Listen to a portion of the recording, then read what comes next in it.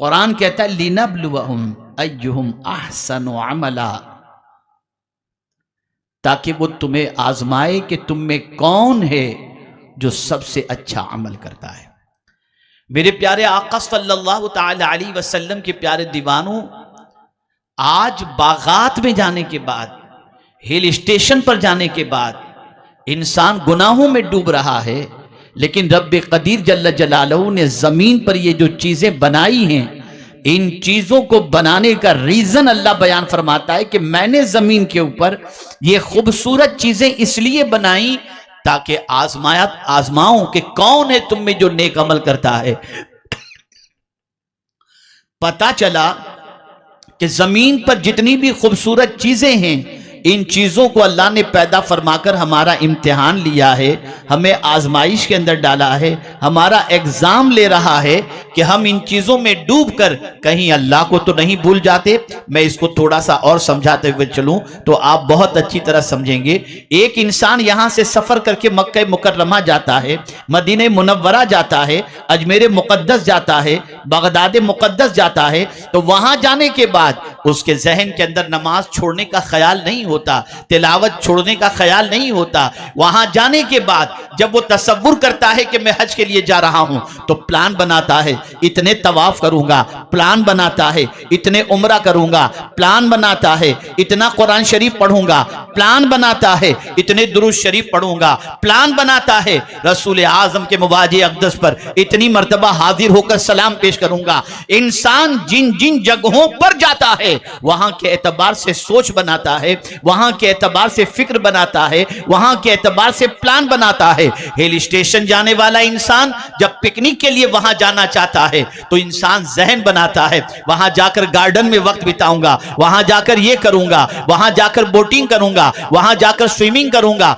ये सारे तसव्वुरात वहां के लिए बनाता है। जैसी जगह वैसा माहौल, इंसान वैसी सोच बनाता हुआ नजर आता है। कुरान ने इसीलिए फरमाया लिनब्लुवहुम अय्युहुम अहसनु अमला।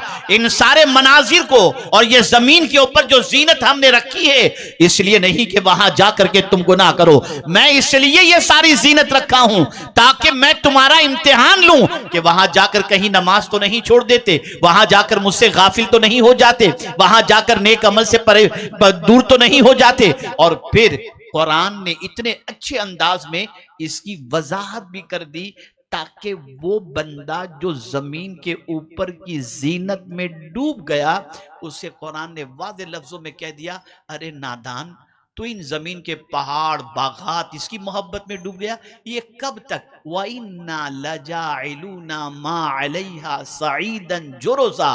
कुरान कहता है हम जरूर इसको चटियल मैदान बना डालेंगे। यानी आज जो तुझे पहाड़ नजर आता है, हम एक दिन ऐसा करेंगे कि चटियल मैदान, न कोई बाग रहेगा, न कोई पहाड़ रहेगा, कुछ भी नहीं, सब चटियल मैदान हो जाएगा। नादान, तू कितना कम नसीब है कि इनसे तो मोहब्बत करता है, इसके पैदा करने वाला जो हमेशा बाकी रहने वाला है तो उससे मोहब्बत नहीं करता।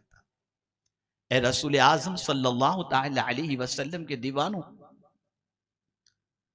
आप जरा सोचो, आज इंसान के मिजाज के अंदर क्या चीज आ गई।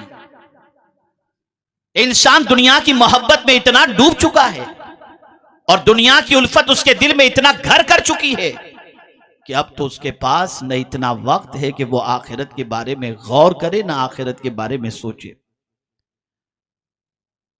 अगर उसके दिल में आप तमन्ना पूछेंगे, तवज्जो चाहूंगा जुमले पर, अगर उसके दिल के अंदर अगर आप आरजू पूछेंगे, 90% से ज्यादा मुसलमान से आप पूछें क्या तमन्ना है, बस दुआ करें हजरत एक अच्छा घर हो जाए, दुआ करें हजरत एक अच्छी दुकान हो जाए, दुआ करें हजरत एक अच्छी कार हो जाए।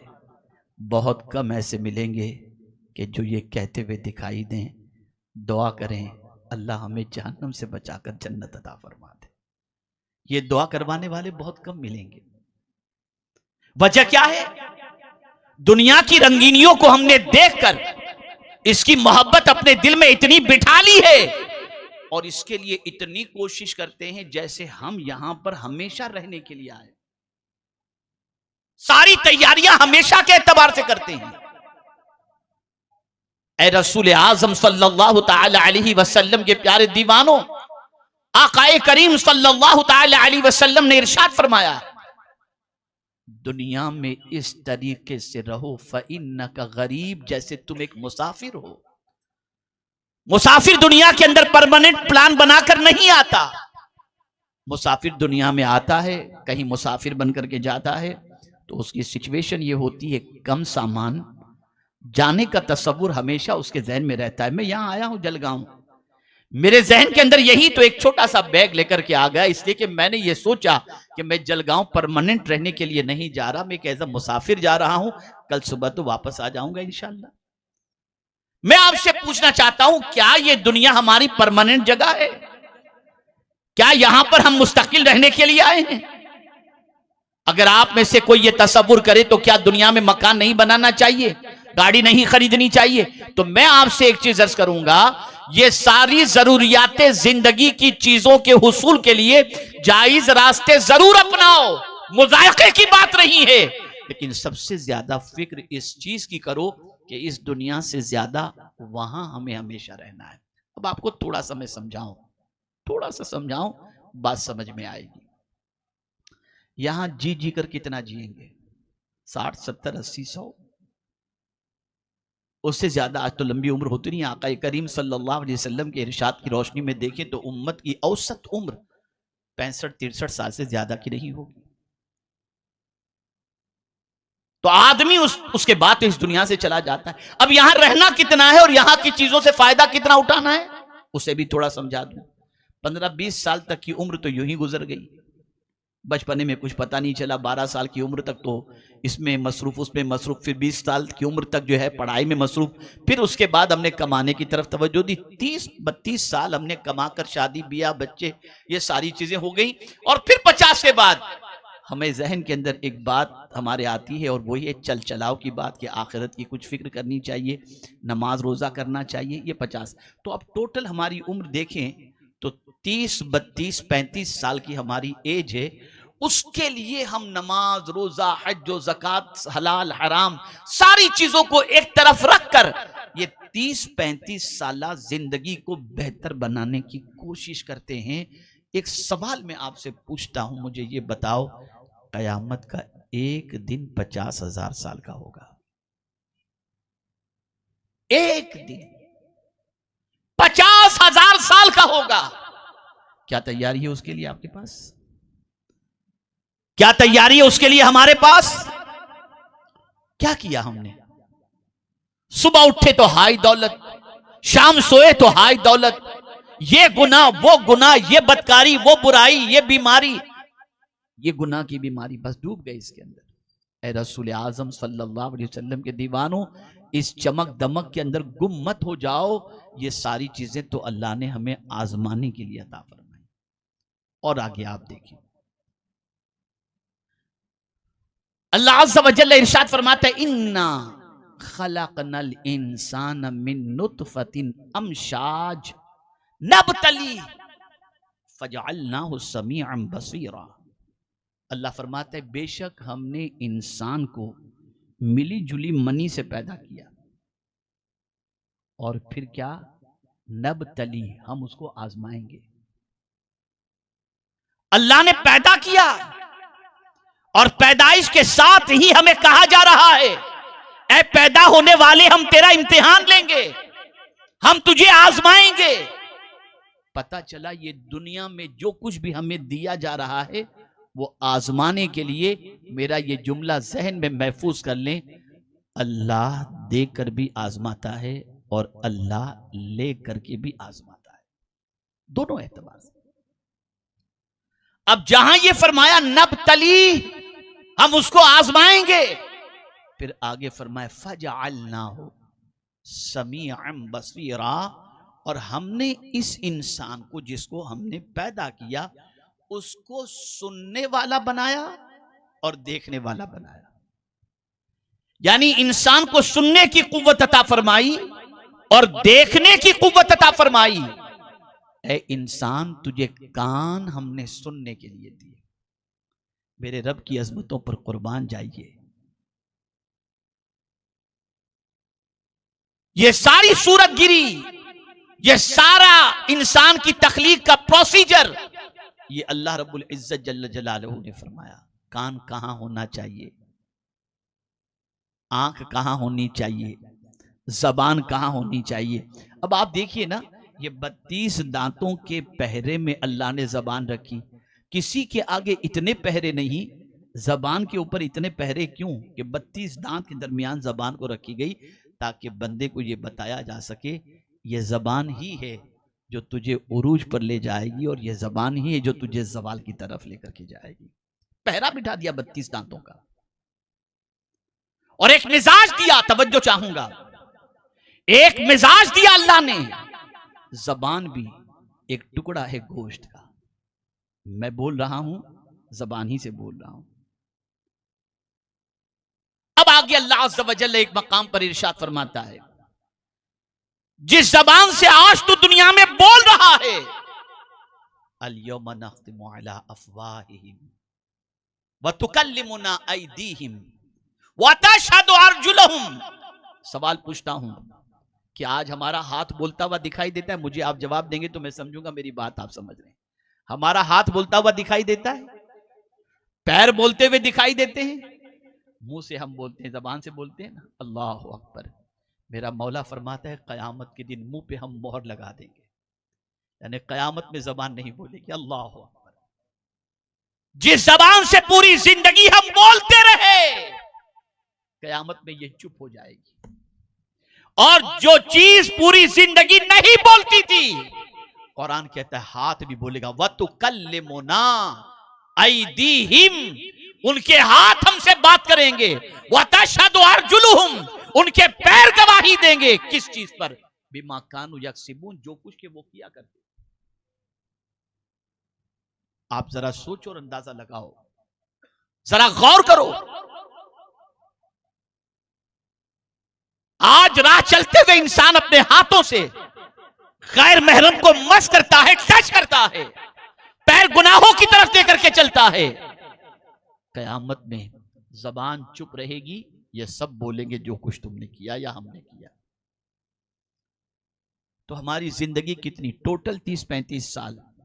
इस 30-35 साल जिंदगी को संवारने के लिए हम अपनी एक नहीं 50,000 साल वाली एक दिन की जिंदगी जो आखिरत की है उसे बर्बाद कर रहे हैं, उसे तबाह कर रहे हैं। तो कुरान ने सबसे पहले क्या फरमाया? फजअलनाहु समीअन बसीरा, हमने उनको सुनने वाला। तवज्जो चाहूंगा इस पर। जुम्मा को हमारे खुतबा मस्जिद से खिताब फरमाकर अल्लाह अज़्ज़ व जल्ल क्या फरमान आप तक पहुंचाते हैं। बड़े दिनों के अंदर, रबीउन नूर के महीने में, आम दिनों के अंदर, आम जलसों में, सुन्नी इज्तिमाअत के अंदर आप तक पैगाम पहुंचाए जाते हैं। किसका पैगाम? तवज्जो चाहूंगा, किसकी बात पहुंचाई जाती है? अल्लाह की बात और उसके रसूल सल्लल्लाहु अलैहि वसल्लम की बात। अब आपसे पूछता हूं, आपका बेटा, आपका मुलाजिम, आप मुलाजिम से कहें जरा तवज्जो दो, क्यों ध्यान नहीं देते हो? वो ऐसे मुंह करके निकल गया। आप 2 मरतबा आपकी बात पर तवज्जो नहीं देगा, बर्दाश्त करेंगे। 3 मरतबा आपकी बात पे तवज्जो नहीं देगा, नहीं सुनेगा, बर्दाश्त करेंगे। 4थी मरतबा कहेंगे भैया तू कल से नहीं आना।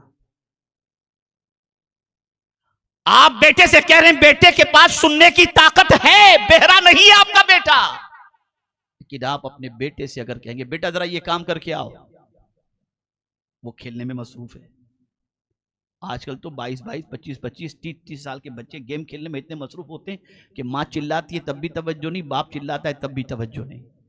बेटा जरा ये काम कर दो, पानी पिलाओ, सुन रहा है बेटा, नहीं पिला रहा, गेम में मसरूफ है। माँ कह रही है, सुन रहा है, नहीं उठ रहा। तो आपको गुस्सा आएगा और कहेंगे क्या तू बहरा हो गया, सुनता नहीं है? बोलिए कहेंगे कि नहीं? आपकी अगर 2 बातें या आपकी तरफ से 2 ऑर्डर आपका बच्चा न सुने तो कभी घर से निकालने की बात करते हैं, कभी डंडे वाली करते हैं, कभी खाना बंद कर देते हैं, कभी डांट डपट करते हैं। मुसलमानों, जिस रब ने सुनने की ताकत दी उसका फरमान उलमा से जमाने से सुन रहे हैं, लेकिन उसके फरमान पर कोई तवज्जो नहीं देते। लेकिन फिर भी मेरे करीम की अजमतों पर कुर्बान कि न वो हमें भूखा सुलाता है, न उनसे जिंदगी छीनता है, न हमारी रोजी बंद करता है। उसकी नहीं सुन रहे, फिर भी वो हमें दे रहा है और ये कह रहा है मेरे बंदो मेरी सुनो। अगर सुनना ही है, मानना ही है, तो मेरी बात मानो और मेरे रसूल की बात मानो। मैं तुम पर रहमो करम की बारिशें नाजिल कर दूं। क्या हो गया है? कहां जा रहे हैं हम? है कोई जो हमें सुनने की ताकत दे? अल्लाह ने सुनने की ताकत अता फरमाई। हम सबकी इस कान से सुनते हैं, शैतान की भी सुनते हैं। हमारे बच्चे बच्चियां कान में ईयरफोन लगा करके, एयरपोर्ट लगा करके इतने मस्त होते हैं गाने सुनने वगैरह के अंदर कि उनको किसी चीज का होश ही नहीं रहता। क्या कभी आपके दिल में यह ख्याल भी हुआ कि जिसने सुनने की ताकत दी है, जरा उसकी भी कुछ सुन ले, जरा उसकी भी कुछ सुने, वो क्या कह रहा है?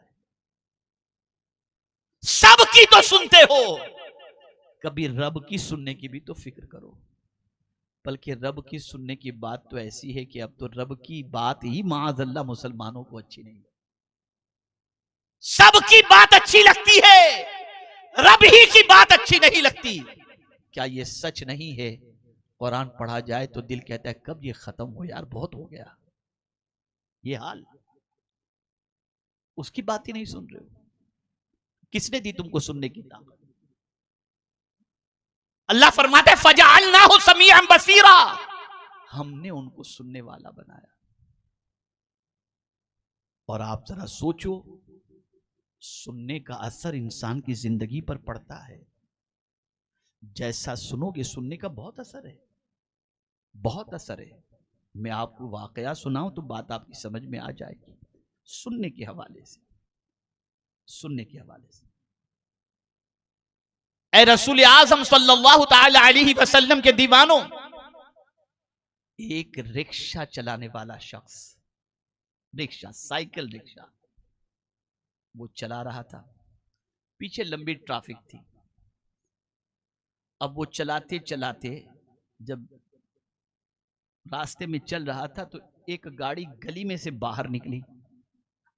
अब जैसे ही वो गाड़ी बाहर निकली तो कार बड़ी ब्रांडेड कार थी।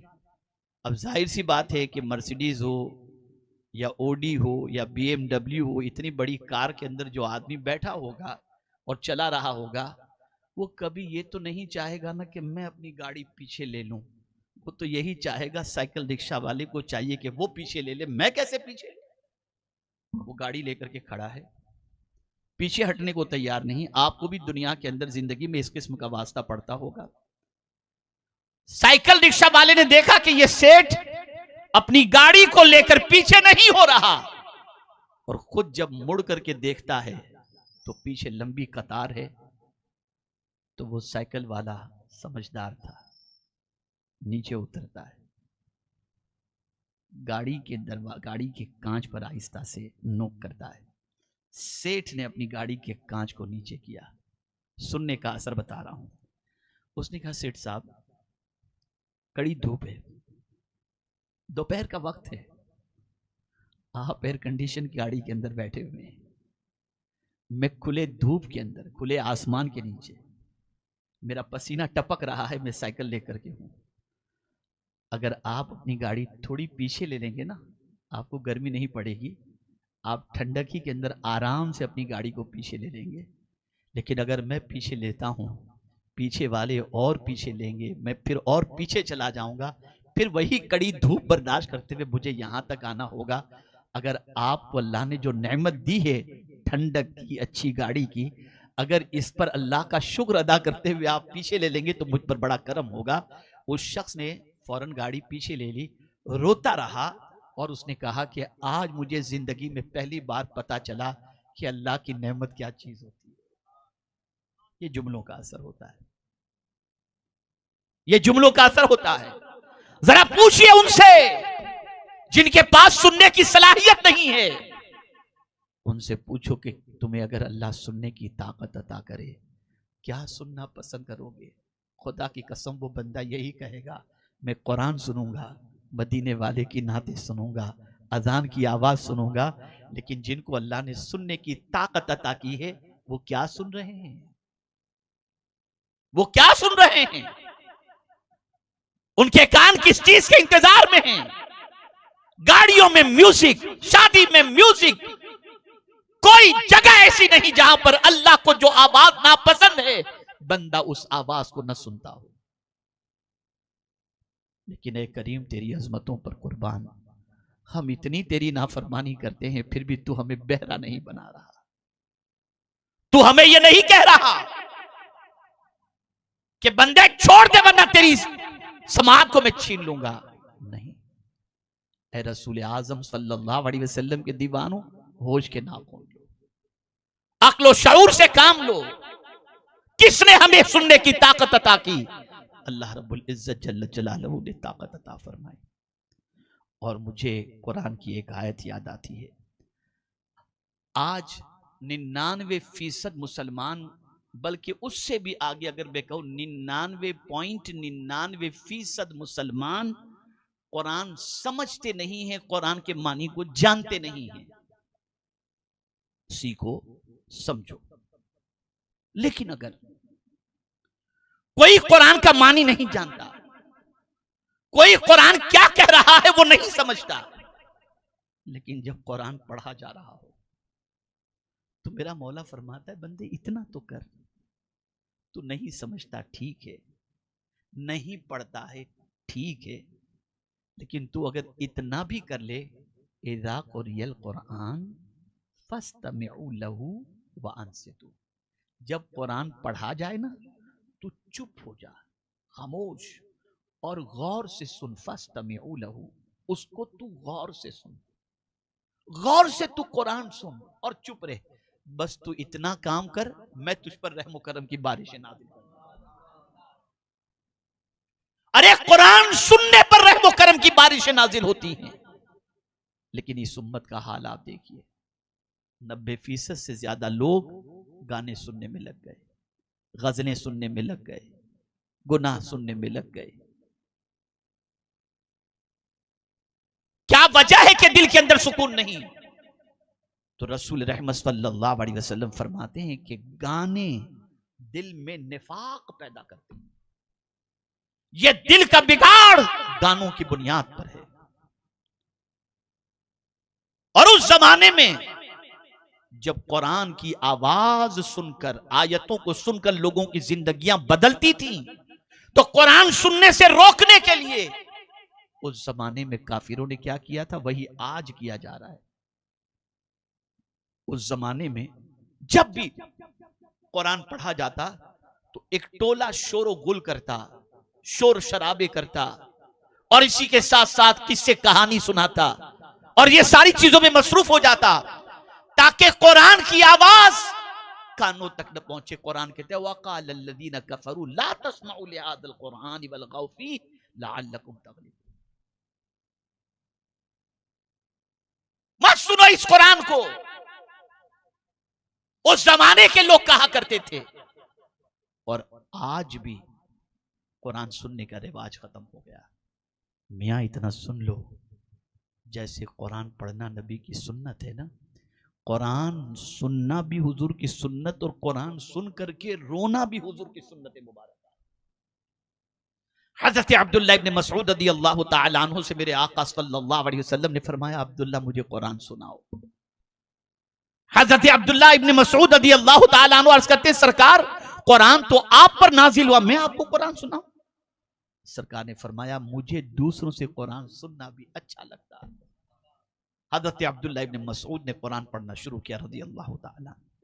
जब इस आयत करीमा पर पहुंचे, फ़कैफ़ इज़ा जिअना मिन कुल्लि उम्मतिन शहीद, यहां जैसे ही पहुंचे देखा, नजर उठाकर तो हुजूर की आंखों से आंसू जारी थे। सरकार, आज मुसलमान क्या सुन के रोता है? मुझे एक मुसलमान ऐसा बता दीजिए जो कुरान सुनकर रोता हो। एक मुसलमान बता दीजिए। गजलें सुनकर रोते हैं, गाने सुनकर के रोते हैं, इमोशनल सीन पिक्चर में देख करके रोते हैं।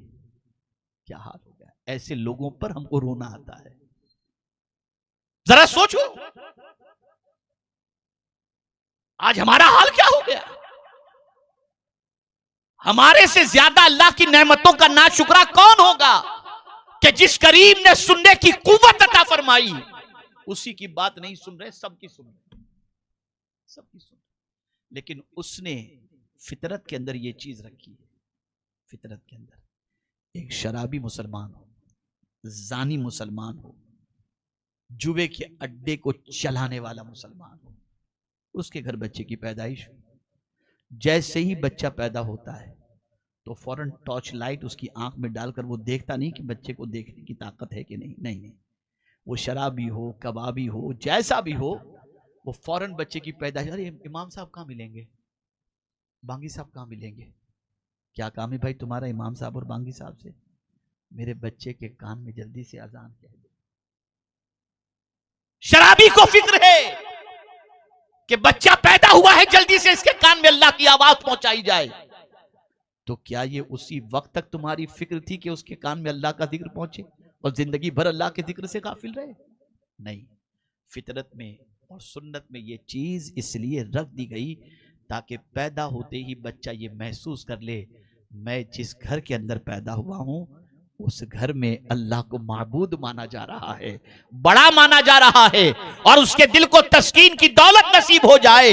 लेकिन अफसोस की बात, आज मुसलमानों का हाल यह है कि पैदा होते हैं तो अल्लाह अकबर सुनना पसंद करते हैं और मरने के बाद अल्लाह अकबर सुनना पसंद करते हैं, या 2 ईदों में अल्लाह अकबर सुनना पसंद करते हैं। बाकी 4 बजे तक जगते रहेंगे, जैसे ही मुअज्जिन अल्लाह अकबर कहेगा सीधा बिस्तर पे जाके लेट जाएंगे। ये हाल हो गया। ऐ रसूल आजम सल्लल्लाहु अलैहि वसल्लम के दीवानों, तो सुनने की ताकत, सुनने की कुव्वत अल्लाह ने अता फरमाई, और अता फरमाकर ये फरमा रहा है, क्या फरमा रहा है? इन्ना खलकनल इंसान मिन नुतफतिन अमशाज नबतली फजअलनाहु समीअन बसीरा। हम उनको आजमाएंगे, उनको आजमाएंगे कि सुनता क्या है ये। अगर गुनाह की बात सुन रहे हो तो फेल, और कुरान सुन रहे हो तो पास। ये आजमाइश है हमारी, कान देकर हम आजमाए गए, कुव्वते समात देकर अल्लाह में आजमा रहा है। और आज का इंसान समझ रहा है मेरे कान में जो चाहूं सुनूं। नहीं, कहां से आया आपके पास कान? किसने सुनने की ताकत दी?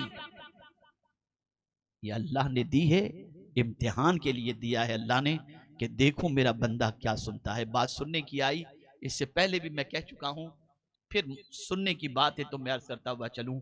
उम्मुल मुमिनीन हजरत आयशा सिद्दीका रदी अल्लाह ताला अन्हा हर हफ्ते अपनी मां के घर तशरीफ ले जाती थी। एक बार गई, आने में ताखिर हुई, सरकार सल्लल्लाहु अलैहि वसल्लम इंतजार कर रहे थे।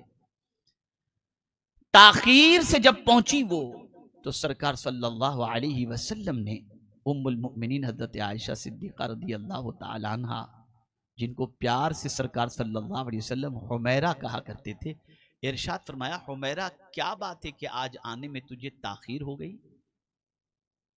तो अर्ज करती है, सरकार मैं वक्त ही पर चली थी, बिल्कुल टाइम पर चली थी,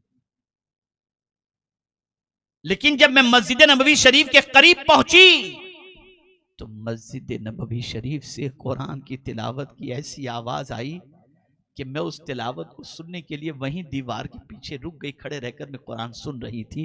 सरकार पढ़ने वाला ऐसा पढ़ रहा था कि मेरे पैर वहीं रुक गए, वहीं जम गए मेरे पैर। इतना वक्त निकल गया मुझे पता ही नहीं चला। सरकार फरमाते हो, मेरा कौन पढ़ रहा था? का हुजूर क्या मालूम कौन पढ़ रहा था, लेकिन पढ़ने वाला इस तरीके से पढ़ रहा था कि मेरे पैर वहीं जम गए। अल्लाह अकबर, अल्लाह अकबर। उम्मुल मुमिनीन मिजाज अता कर रही हैं, ज़हन अता कर रही हैं कि कुरान सुनने में इतने डूब जाओ कि तुम्हें किसी चीज का होश न रहे। और आज सीरियल और गाने में माँ इतनी मऊ हो जाती है कि बच्चा रो रो कर भूख से तड़प तड़प के बेचारा यूं ही सो जाता है। माँ का कोई सीन मिस नहीं होना चाहिए, कोई पिक्चर मिस नहीं होना चाहिए। अल-अयाज़ु बिल्लाह। है किसी माँ के अंदर ये जज्बा जो कुरान रोज सुने। आप जरा सोचो, आप अंदाजा लगाओ, हमारी तबाही की ये वजह है, हमारी बर्बादी की ये वजह है, हमारी परेशानी की ये वजह है। यहाँ परेशानी और बर्बादी की वजह यह है कि जो सुनना था वो नहीं सुन रहे, और जो नहीं सुनना था वो सुन रहे। ये सबसे बड़ी वजह है। आदत बनाओ, मामूल बनाओ रोजाना कुरान सुनने का, रोजाना कुरान पढ़ने का, रोजाना अल्लाह की किताब को देखने का। ये मामूल बनाओ। अगर ये मामूल नहीं बनाओगे ना तो कयामत में जवाब देना भारी पड़ जाएगा। बहुत मुश्किल है, कयामत की डगर बहुत मुश्किल है। जिनको जन्नती होने की बशारत भी मिल गई थी ना, वो भी कयामत को याद करके डरते थे, लरसते थे, वो भी लरसते थे। अब यहां मैं आपको समझा दूं, ये दुनिया की कशिश, ये दुनिया की बहुत सारी चीजों को सुनने का जज्बा, देखने का जज्बा, थोड़ा सा समझा दो कितनी दुनिया है और क्या है, हम कितने बेवकूफ हैं। मैं आपको बताऊं, एक नन्हा सा बच्चा अगर रो रहा है, छोटा सा बच्चा, दूध पीता बच्चा रो रहा है, मां चूल्हे पर खाना पका रही है, सालन चूल्हे पे रख चुकी है, रोने वाले बच्चे को चुप कराने के लिए, भूख से जो बच्चा रो रहा है, वो अगर दूध पिलाने के लिए बच्चे के पास आती है तो सालन जल जाएगा, और नहीं आती है तो बच्चा रोता रहेगा। तवज्जो चाहूंगा, तो मां क्या करती है? मां दौड़ती हुई आती है और सीधा निप्पल लेती है और निप्पल बच्चे के मुंह के अंदर रख देती है। बच्चा उस निप्पल को चूसते चूसते सो जाता है। पेट नहीं भरता निप्पल से, लेकिन थोड़ी देर की राहत मिल जाती है। फिर आधे घंटे के बाद बच्चा शोर मचाना शुरू करता है भूख की वजह से। तब तक माँ का सालन भी बन चुका होता है। फिर माँ आती है और अपने बच्चे को गोद में लेकर दूध पिलाती है। तो जितनी देर निप्पल से बच्चे को राहत मिलती है, ये दुनिया की सारी चीजों से हमें भी इतनी ही देर की राहत है। असल राहत यहाँ की नहीं, असल राहत वहां की है। लेकिन हम निप्पल में मस्त हो गए, ये दुनिया के चंद लम्हों की चीजों में। कह दिया अल्लाह ने, ये पहाड़, ये सारी चीजें जो जमीन पर तुम्हें नजर आ रही हैं, मैं सबको चटियल मैदान बना रहा। एक सूर फूकेगा, सब चटियल मैदान। हजरत इसराफील सूर फूकेंगे, चटियल मैदान हो जाएगी ये जमीन। बिल्कुल पहाड़ पहाड़ सब खत्म, बंगले बंगले सब खत्म, कुछ भी नहीं रहेगा। लेकिन हम भूल गए। तो कुरान सुनने की आदत रखो, कुरान पढ़ने की आदत रखो। तो कुरान कहता है कि हमने उनको सुनने वाला बनाया, वह बसीरा, और देखने वाला। ये देखने की कुव्वत भी अल्लाह ने अता फरमाई। देखो, अल्लाह अकबर, ये रोशनी आंख की कितनी अजीम चीज है, कितनी अजीम चीज है। आप मुझे बताइए, जिन आंखों ने मुस्तफा का जलवा देख लिया, वो आंखें कितनी खुशनसीब होंगी। आंखें कितनी खुशनसीब, आंखें कितनी अजीम नेमत है, कितनी अजीम नेमत है। अल्लाह ने आंख देकर भी इम्तिहान लिया है कि देखो मेरा बंदा देखता क्या है, क्या देखता है। अब मैं आपसे पूछना चाहता हूं, खासकर उन नौजवानों से,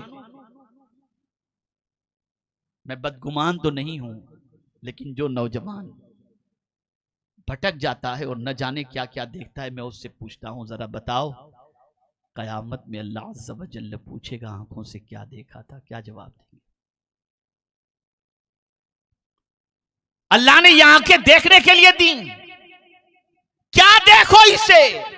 तो मेरे आका सल्लल्लाहु अलैहि वसल्लम फरमाते, अन-नज़्रु इलल मुसहफ़ इबादतुन, आंखों से कुरान देखना इबादत है। अन-नज़्रु इलल काबत इबादतुन, काबे को देखना भी इबादत है।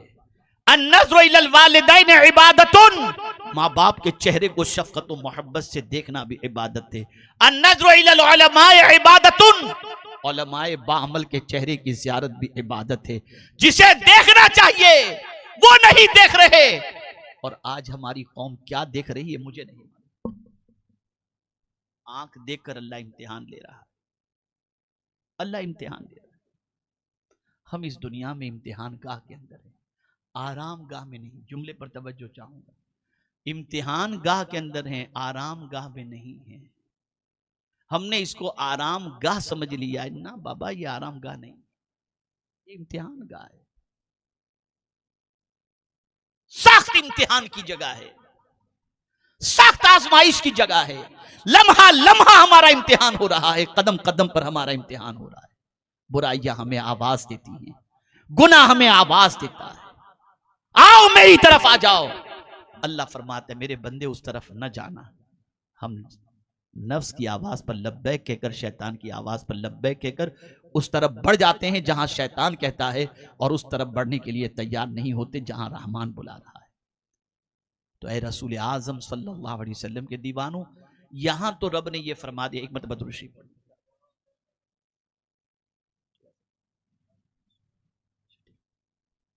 यहां तो रब ने यह फरमाया कि समीअम बसीरा, हमने सुनने और देखने की ताकत अता फरमाई ताकि आजमाएं। अब आखिरी बात अर्ज कर दूं, मौजू बड़ा तवील है, लेकिन अब यहां सुनने और देखने की बात अल्लाह ने नहीं फरमाई, डायरेक्ट मौत और जिंदगी की बात फरमा दी। दो ही चीजें, या जिंदा या मुर्दा। ए अल्लाह, तूने मौत और जिंदगी क्यों पैदा फरमाई? अल्लज़ी खलक़ल मौत वल हयात लियब्लुवकुम अय्युकुम अहसनु अमला।